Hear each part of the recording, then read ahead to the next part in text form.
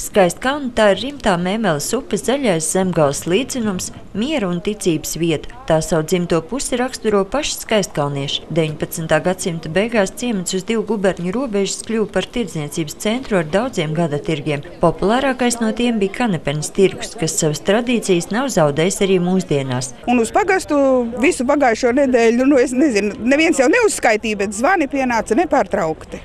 Un tad vēl viens krievtautības tirgotājs droši vien piekdienās sacīja, Skaistkalnē noteikti būs tirgotāji no Ventspils līdz Daugavpilī, jo visā Latvijā nav citur tādu lielu tirgu. Es domāju, ka to visi zina, ka tās augusta 1. svētdiena tā pieder Skaistkalnai. Gluži kā sendienās šeit satiekas sen neredzētu paziņas, tiek pirkts un pārdots, runāts un spriests. Vien dzirdziņus nomainījušas bezgalīgas automašīnas traumas un ļaudis valodo par dzīvi jaunajos novados. Populārākais jautājums, kas tiek uzdots satiktiem sāverim, vai tavā pagastā skola vēl būs. Arī tirgus apmeklētājus lielākoties interesē bērniem un skolai nepieciešamās lietas.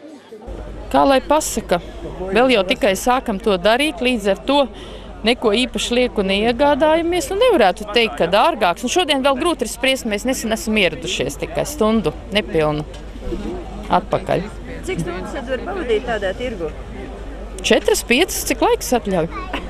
Kanepenes tirgus alaži bijis cieši saistīts ar Kanepenes svētkiem baznīcā, kuros īpaši tiek lūgts par slimniekiem un ģimenēm. Daudz tirgus apmeklētāju uz baznīcu dodas arī šodien, taču līdztekus baznīcai par ģimenēm ar bērniem domā arī sabiedriskās organizācijas, kuras vēlas palīdzēt skolai nepieciešamo sarūpēt arī trūcīgajās ģimenēs. Mēs esam iesaistījušies akcijā ar Ziedot LV.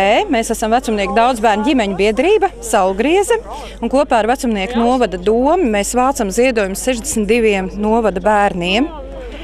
Uzsākt mācību gaitas šajā mācību gadā.